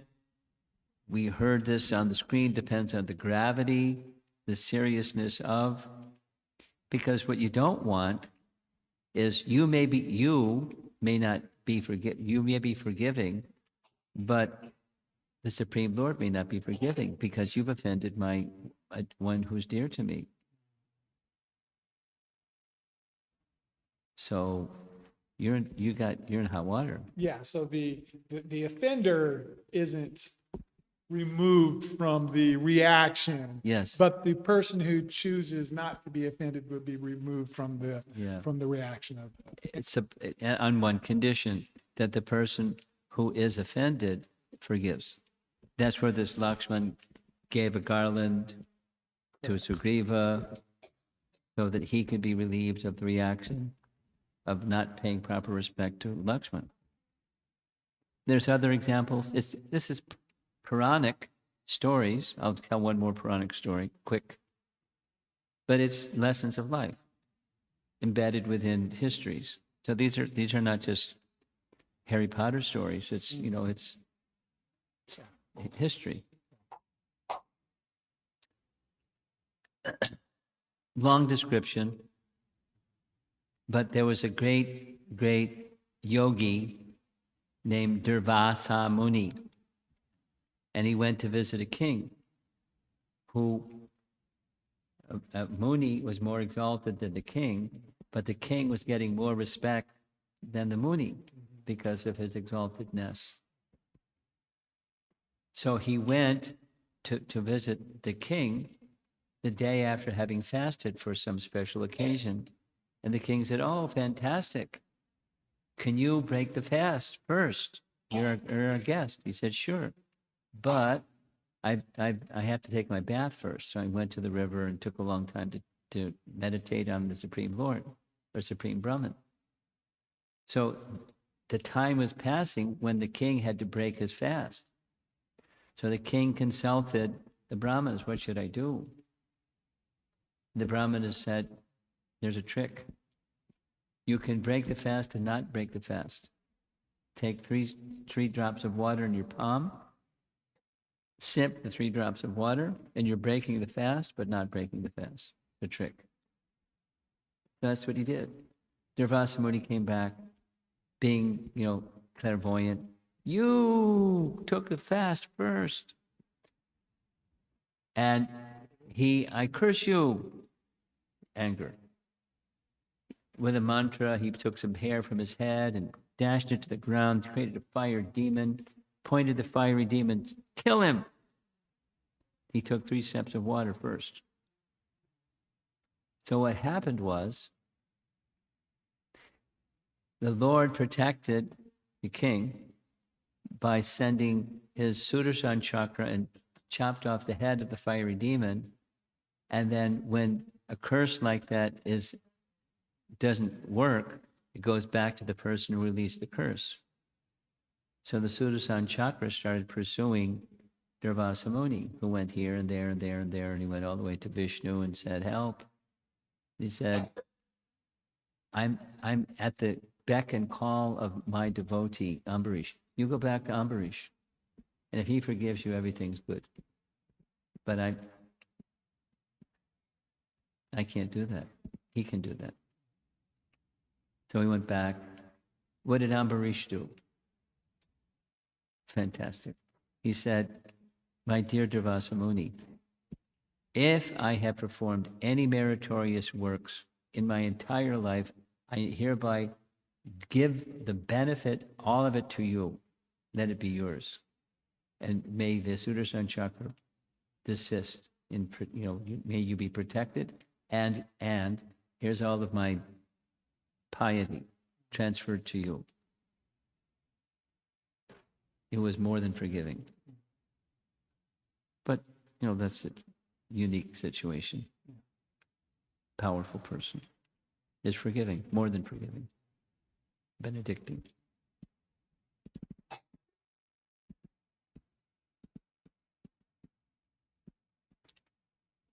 Anything from your friend next to you? Okay. Anybody else in the room here? Hare Krishna Maharaj. Wonderful class, Maharaj. Very context for Naraka Chaturdashi today. Lots of details. I hope you like details. This one has lots of details. Yeah, Maharaj. Yeah. So I am first time actually I am hearing about Dvivida and Mainda. So these two are being actually eternal associate of Lord in the Goloka. No, in Ayodhya. Ayodhya. Yeah. So they have taken an act in this material world. So how come their expansion did? Yes. Yeah, expansions. Okay. But I'm trying to understand, is it actually the part of Leela? They behave like yes, that? Yes. Or is it really it said it. I mean, how can I say yes, except our Acharya said, this was Ramachandra's intention. He wanted to teach. Okay. And so he did. I see. So my second question is then how did he realize, even after appending Lakshmana, then he is asking boon from Lakshmana to killed by himself? killed by Lakshmana. Juyudha in the war. He asked Lakshmana to give boon. I'm not sure what your question is. Are you asking, after he got the reaction for his offending Lakshman, how did he realize the offense that he had made for having, and the reaction to his offense for having offended Lakshman? He didn't say he realized it. No, I know he That's not did your not realize it, but how come he asked that boon? How can what? He asked a boon from Lakshmana to be killed by Lakshmana. That's in Upapurana. Okay. Upapurana means it has less authority, less weight, but it's just, I included it because it's interesting. And it's right on topic. Thank you. Yes, in front of you. Thanks, Maharaj. Maharaj, in a split-second decision, we make we offend devotees. Sometimes. But is the reversal also split-second? What meaning? Meaning, I ask for the Someone forgiveness. offends you? Is that what you mean by the reverse? Yes, yeah. Is there a consequence to somebody who offends you? Is that what you're asking? Within my mind, I realize and say, okay, forgive me. Is that okay?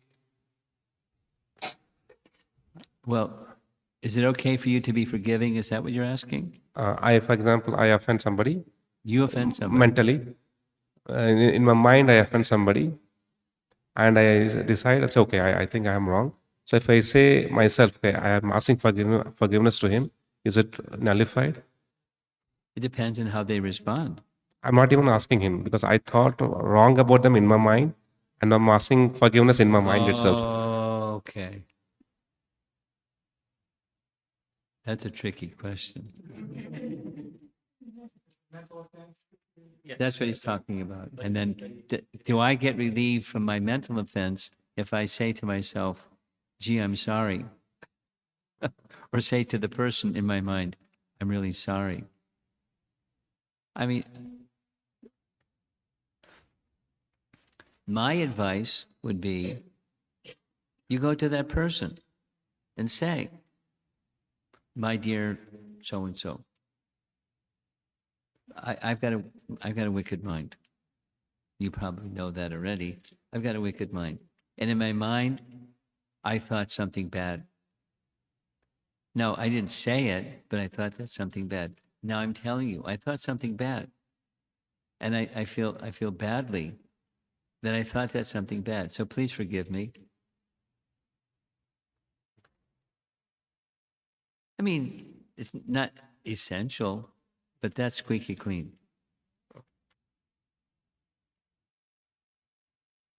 Okay, understood. Okay. And that will help you the next time there's some, itch, don't scratch it. The tendency to think something that's not nice, the tendency will be checked because you went through that exercise of relieving yourself of potential reaction to a mental offense. The more squeaky clean you get, the less likely you are to go down that offense path in any way, shape, or fashion. Be careful. Thanks, Maharaj. Mantra, watch that come away. You just decide eventually if you thought something that was inappropriate about somebody, you caught it with you, did you? Yeah, yes, that you hit the brake pedal before you go further. Yeah, sure. Then it's in another category. I think that's what you're asking. Yeah. Maharaj, on the same question, I heard in this Kali Yuga specifically, usually mental offenses are no reactions, whereas when you are offering something to positively, that is giving. This example I gave of Brigu is exactly it's greater than a mental offense is a verbal offense. Greater than a verbal offense is a corporeal offense. If that's what you're asking, yes, there is a hierarchy. Okay. Yeah, we are basically in Kali Yuga. Is it still any effect is there? You want to know if is there a reaction to mental offense? Yes. That's what your question is. Yes, ma'am. Because it's Kali Yuga and We're in hot water if it is because it's Kali Yuga. It doesn't, you don't get an exemption because it's Kali Yuga. It's just part of the murkiness of Kali Yuga. By the way, Kali Yuga means the age of coral, that particular period of time, the age of coral. What's up? You playing tic-tac-toe?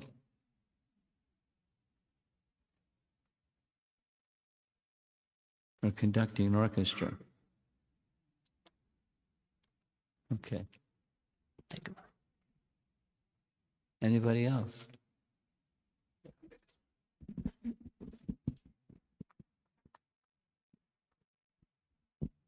Hare Krishna. If I'm new to my practice and I make offenses that I don't know, like when I go to the temple and I don't know what to pray when I bow down, and I don't know many things, or I have a little temple in my house and I offer my food, but I'm sure that I'm making offenses because I don't know. Can those be? Yeah, that's insignificant. In this case, your mood is everything, and the behavior is insignificant. When you know, then there's more gravity, there's more responsibility. But if your mood is reverential or respectful or etc., then that's fine. That's fine. Thank you. And then you can ask, and as you learn. And then it's quite possible, go the other direction. It's quite possible that someone, their heart isn't there, but they're doing a ritual this and a ritual that and a ritual something else. And it's not so meaningful to the person or to the receiver of that ritual. So the essence is that your heart, and stay with your heart, and then when you learn, then you do things with your heart. Okay? Okay, thank you. You have something.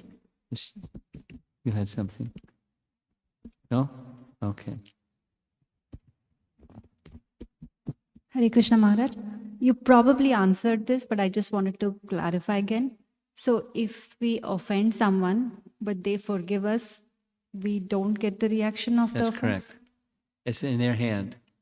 The offended, the reaction is in their hand.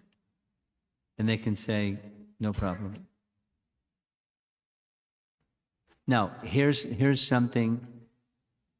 Madhurya Kandambini, you've heard that book? Supposing you offend a Vaishnava, and the Vaishnava is very forgiving, but Nama Prabhu might not be so forgiving. Right? You familiar with that teaching? And therefore, it's not just a mechanical, they nod their head and say, no problem. I mean, if that's the case, then the devotee becomes like a doormat. And I got muddy feet, to just wipe my muddy feet on the Vaishnavas. And because they're Vaishnavas, they say, no problem, no problem. But it's not how a Vaishnava should be dealt with. That's a risk. The tendency repeating itself is the risk. So again, back to her question, I don't know what all the rules are or what all the procedures that I, should be observing. So that's the attitude that should be behind the requesting of offense, forgiveness of an offense. Just don't do it again. That what I just said is what was said by Chaitanya Mahaprabhu to Jagai Madhai. Whatever offense you've done, don't do it again. And they didn't do it again. The Jagai Madhai became exalted souls. They not only were forgiven, but they wanted to amend for their offense by building Jagai Ghat and Madhai Ghat, and stood with folded palms at the top of their ghat, saying, please forgive us for all our unlimited numbers of offenses. So their hearts became clean by service. to the Vaishnavas, as opposed to potentially being, again, the same thing. Okay. Thank you, Maharaj. Yeah. Maharaj, one quick follow-up Okay. on it. What if we don't even know that we have Speak slowly. What's what? What if we don't even know that we have offended? That's a common question. Here's Prabhupada's answer. Therefore, every day we recite this prayer. Vanjakalpatarubhyasya kripasindubhyevacha patitanam pavanebhyo vaishnavebhyo namo. Now you can do that mechanically, and that doesn't have the same effect, but it's a prayer where those who are the Vaishnavas, I'm far less than perfect. I may very well have made some offense. Please forgive my unknowing offense. I mean, it's not exactly the translation of that verse, but that's the import. Thank you, Maharaj. Okay. Up front. Hare Krishna Maharaj, thank you for that wonderful class. In one of the slide, Maharaj, you mentioned like Dvivida got envious because Rama. Speak into the microphone. Yeah. In one of the slide, means you mentioned like Dvivida, he got envious because Rama was showing love towards Lakshmana. Yeah. So we were actually studying about envious and jealous. Is there a difference? Because we Difference mentioned between what and what? envy and jealous. They're brother and sister. There probably is some refined distinction, but they're often used interchangeably. And I don't know language, if it really matters too much. Pretty close. Because it say like among devotees we can be like envious to get more services. Okay, they are doing more services. Is that a mode of goodness, or envy is a bad word anyway? That's bad. Means heard in one of the lecture like Gopikas were like envy towards Radharani, but it's not the like jealous kind of thing. They also wanted to become do more services. That's why I got that question. When you're on the level of the gopis, you don't have to worry.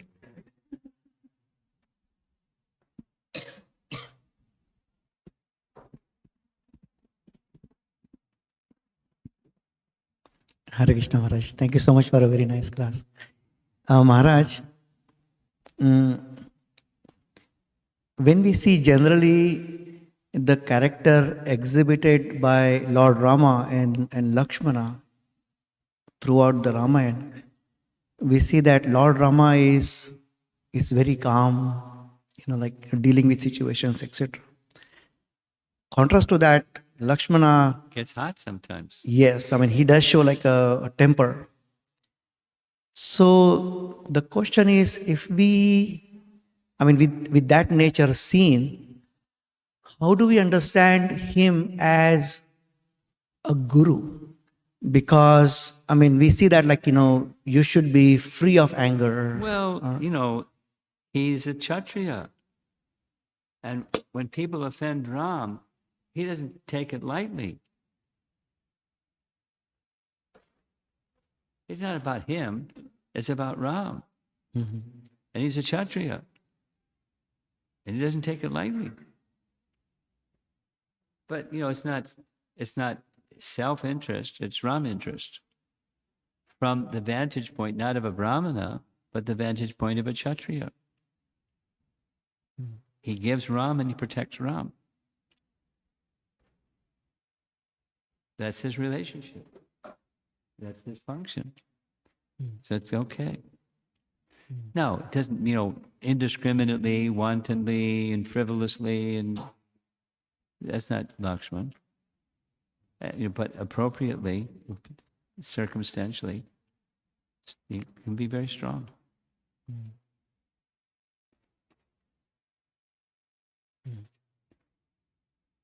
Someone else. You have something. Good. Thank you, Maharaj. Go ahead. You said just a few minutes ago, you said when you're on the level of the gopis, you don't have to worry about offense. No, you don't have to worry about the jealousy, because their jealousy is a transcendental, not the worldly kind. Right. Okay. So my question when I was looking at the augmentation of bhav after committing an offense, Yeah. the gopis are far beyond bhav, Oh, yes. but bhav is also far beyond anartha nivritti. Yes, it is. So in that diagram of bad association creates inflammation of the anarthas, which means more offenses.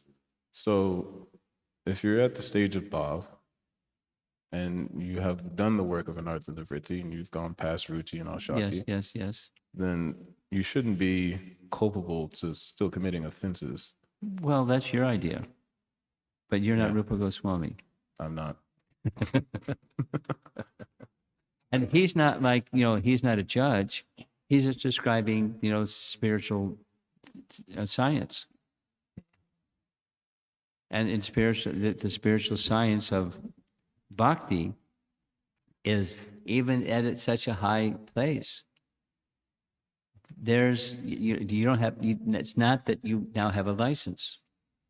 I'm in a high place and I can do what I like without any consideration. No, unintentional is different than intentional or knowingly.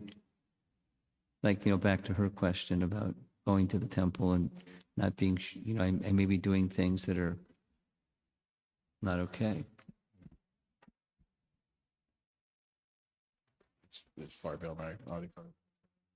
Yeah, it's knowingly and unknowingly, intentionally and unintentionally. It's quite okay.